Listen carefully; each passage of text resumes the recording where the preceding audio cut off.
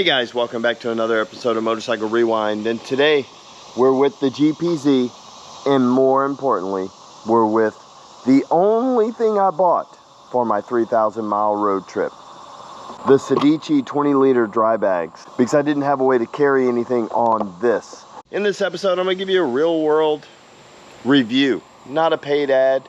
I just got them the day before I left and kind of learned on the job.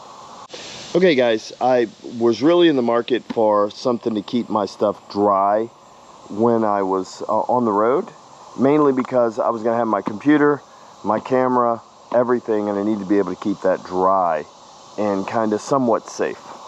So I saw these and really liked them right off the bat, really liked them. So the way they work is they're called 20-liter dry bags. They're this really thick, I don't know what it is. This is not an ad. I'm not sponsored by them, but I just think it was something that was useful. You have this shape, this thing that keeps the shape right here. These are the straps that help you to mount it to the bike. And then the way it's waterproof is the more you roll it down, the more waterproof it is. This is a little air valve, so when you squeeze it down, all the air comes out, and you can just clamp them down. I mean, I was able to get these things really tight so that they were about the size of this, just with everything. I'd jam it, roll it down, squeeze all the air out, clamp them right here, and then it was good. And then you have two of them. So the way I did it, I kept tools and everything in one side, my computer and my clothes on the other side. You guys are probably saying, well, Eric, you didn't bring a lot. I actually brought too much stuff. I brought stuff I didn't even use. The other thing I like about these bags is they have some other bags that look exactly like this, and they're modular, so they can be attached to the other bags. So if you need a little bit more room, great, you can get another one and stick it right on the side. And it's really awesome. So let me clamp this guy back down.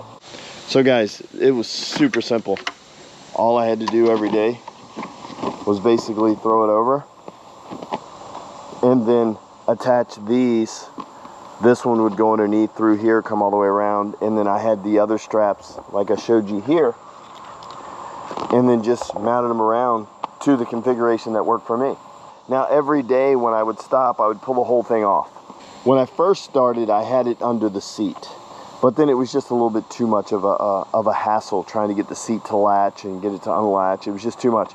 And then I went to doing this, just sitting it over, and had plenty of room. It actually sat back to where this one sat under the back of the seat right here, but I didn't have to pull the seat off. I attached one attachment point here to here, and then I used the rail I have right there, that grab bar, to be able to attach it there. And it didn't go anywhere. 3,000 miles it stayed with me. It was awesome. This side got completely covered with oil at one point when I lost my oil filler cap, and it's all still good. For the money I spent on this, again, this was the only thing that a purpose-built bought for this trip.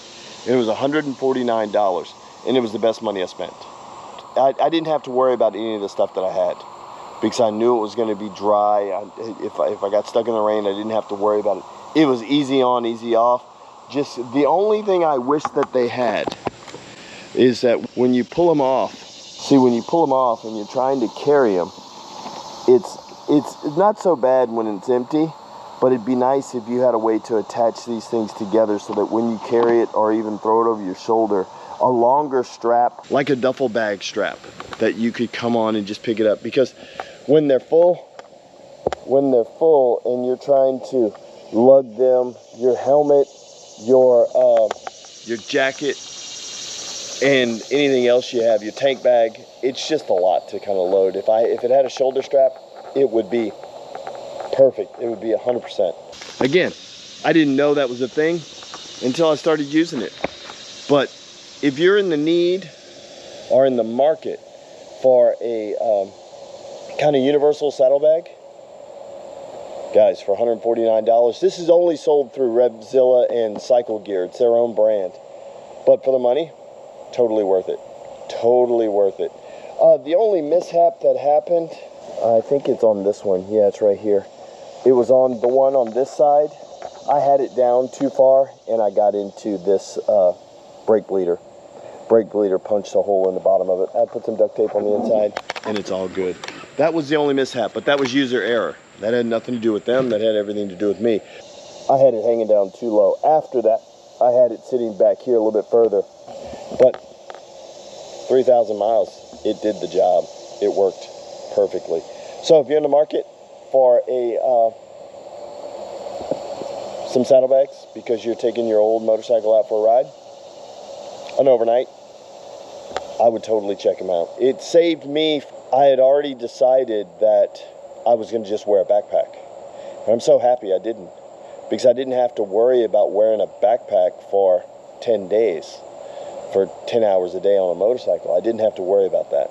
That made a huge difference. You know, that was going to be my, and then when I saw these, I said, it's it. And thankfully the cycle gear, our local cycle gear, had them in stock. Because if not, I would have been backpacked and we wouldn't be talking about it right now. Oh, answer the question. Fairing or no fairing? Yeah, I think it's fairing. I think it's fairing right now because I don't feel like taking it off. So guys, as always, thanks for watching yet another episode of Motorcycle Rewind. And do me a favor, like, tag, share, and follow us on Instagram at Motorcycle Rewind. And go ahead and hit the subscribe button. Thanks again, guys, and have a great day.